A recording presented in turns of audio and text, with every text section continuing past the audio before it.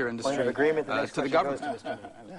Mr. Meek, I want you to speak to a quote about Ronald Reagan. Quote, Democrats had gotten complacent, fat and happy, thought that you could come up with a government program to solve every problem. Ronald Reagan called for a leaner, more effective government, and that was the right message then. That's a quote from President Barack Obama. Do you agree with the president? Did Reagan have the right message then? And why or why not is it the right message now? We should have a leaner and meaner, leaner government right now. But I think it's important to note that we did have 8 years of an administration that both of these gentlemen are fighting to bring back. Dick Cheney and others who decided to give this kind of trickle-down economics that will help the middle class. The facts are that middle-class families are earning less, 5% less than they earned, they earned since these Bush policies have been in place. Marco Rubio is advocating those policies. Charlie Crist are advocating those policies. This is not a party issue. This is standing up for the middle class. I think it's important to note when we look at this issue of health care, and I'm shocked that Marco Rubio would even use the word radical, because I guess he's been called that quite a bit, that you have to look at what's happening in real Florida. Real Florida people don't have insurance. Charlie Crist sits here and talks about Cover Florida. It does everything but that. Less than 10,000 enrollees, 19 million Floridians, and we have individuals who don't have insurance right now. And these guys are sitting here as though it's another day at the office. We have a crisis right now in the state of Florida and in this country. And we need leaders that are going to stand up for those everyday people who punch in and punch out every day. Marco Rubio and Charlie Crist. I think when we look at this, George, we have to look at it from the standpoint of who wants to go to the Senate and make it work. I'm leaving a very safe House seat to run for the United States Senate because I'm frustrated with all of the no and the filibuster and all of the things that are going on in the Senate that has this country on lockdown and have families suffering right now. And I think it's very important that we look at the facts versus fiction. Now, we can sit around here and spin this around all we want to, but in the final analysis, it comes down to who has health care insurance and who doesn't. Let's get an answer. And it comes down to who's going to expand middle-class opportunities in this country. Sure. First of all, I believe Washington's broken and both parties are to blame. And let's remind everybody that when I first got into this race a year and a half ago, I was 30 points down in the polls. The Republican establishment did not endorse me. They actually endorsed Governor Crist. They raised him a bunch of money that he was refused to refund. It's still sitting in his bank account. I believe both parties are to blame for what's going on in Washington, and I'm going up there hopefully not to repeat the mistakes of the past, but to stand up to the direction that Washington is taking us and offer a clear alternative. As far as facts are concerned, on the health care bill, the facts are clear. The fact is that this bill is a disaster. It has broken every promise that it has made to the American people. The fact is that on the stimulus bill, it's been a disaster. They've borrowed and spent $150,000 per job that they claim they have saved or created. This is a bill that's grown our national debt by $800 billion, and our children and grandchildren are going to work their whole lives to pay it off, and yet unemployment is higher, 3 million jobs have been lost in America, 200,000 jobs lost in Florida since it passed. This is yet another example of it's very simple in this race. If you like Obamacare, if you like the stimulus plan, you can vote for Charlie Crist or KENDRICK MEEK. I'm probably not your candidate. But if you want your next U.S. Senator to be someone that stands up to these sorts of things and offers clear alternatives, I'm the only one running that will. Yeah, well, let's talk about what the facts are. Marco Rubio just talked about the fact that, when he was running in the Republican primary, that he really didn't get much support, and it changed. Things changed. And I want to explain to the people of Florida why I'm running as an independent. He says both parties are to blame. Well, I think both parties are to blame. That's why I'm running as an independent. My former party said such extreme things that Marco Rubio has embraced, such as overturning Roe versus Wade, hurting senior citizens with the Social Security program, not supporting public school teachers. That's extreme, it's radical, and it's wrong. And I couldn't be comfortable with it anymore, and it wasn't honest with myself to stay in that party. So I left the building. And I'm happy to be running as an independent where I only have my allegiance to you. Not to party bosses in Washington when I get there, only to the people of Florida if you're kind enough to send me there. I think that's the kind of leadership people want. I think that's the kind of senator you deserve. Next round, Brendan McLaughlin. Mr. Rubio, you have called for the extension of the Bush tax cuts for all income categories, including those earning more than $250,000 a year in family income. Even though experts have said that eliminating that tax break for the highest income earners would reduce our structural deficit by up to a quarter. You've talked a lot about the deficit being this corrosive, dangerous, critical problem for our country.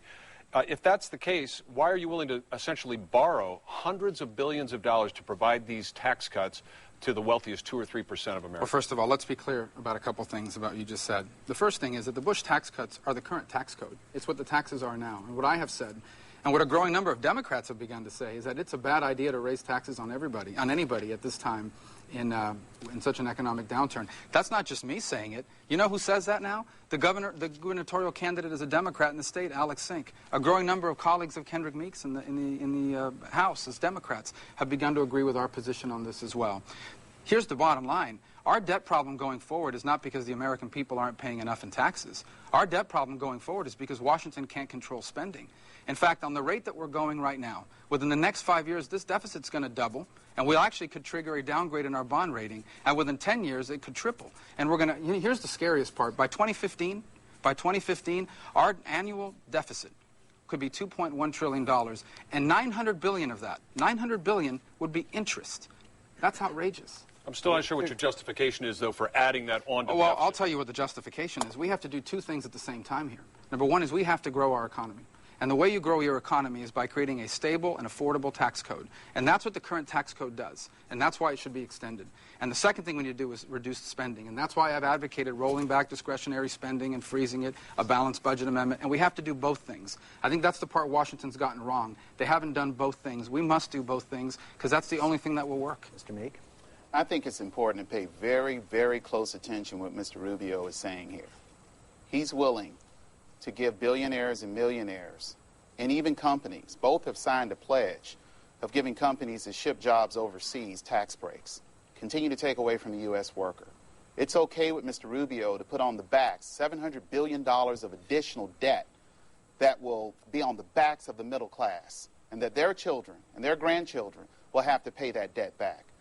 The Bush tax cuts for the super wealthy came about as some sort of insert within the bill almost 10 years ago. It wasn't something that George W. Bush ran on. It was something that just happened. No one were saying, billionaires weren't holding signs saying, please give me a tax cut, please give me a tax cut. They got it through the kind of ideology that Marco Rubio represents, the kind that Charlie Crist endorsed and still endorse. I think it's very, very important to note that there's only one candidate that's sitting here that's willing to stand up for the middle class, to be able to level that playing field. I mean, the old school politics of saying that if you can write a big fat campaign check, that you get accountability, that you walk into some of these big homes here in Florida and throughout the country and saying, don't worry, I'll protect things, I'll make sure everything's okay. I'm the only person that's willing to stand up and take the responsible role. I'm the only candidate here that has voted for a pay-go bill that will allow us to pick up policy. If we're going to spend it, we're going to show how we're going to pay for it, and I think it's going to bring us back under fiscal discipline. Where do you stand on this question of extending the tax cuts for the wealthy? I support it. I support it. I think that this is absolutely the wrong time to raise taxes on anybody. I've never voted for a new tax during my entire career. You know, Marco Rubio, early in his career, voted to raise property taxes. Let me repeat that. Voted to raise property taxes in his career. Now, I think what we've done in Florida, we've lived within our means. We have to. We have a constitution that requires us to live within our means. As governor of the state of Florida, I reduced the budget by over $7.4 billion. I signed into law, as your governor, the single largest tax cut in the history of Florida. And I understand what it means to veto earmarks. I had to do it to Speaker Rubio.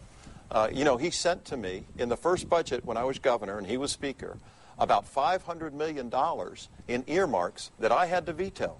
That kind of earmark expertise that Washington embraces, you don't have to send Marco Rubio to Washington. He's already gone Washington. That's exactly what we don't need up there right now. What we need is to rein in spending, exercise some fiscal discipline, make sure that we send somebody to Washington that appreciates the value of a dollar of the hardworking people that sit at home and watch tonight. I want you to answer, but just quickly on the question of earmarks, which you just raised. Well, they're once again false, George. I mean, number one, on the issue that he's never raised taxes, it's absurd. He broke a pledge never to raise taxes. He just raised taxes in Florida by $2 billion just a year ago.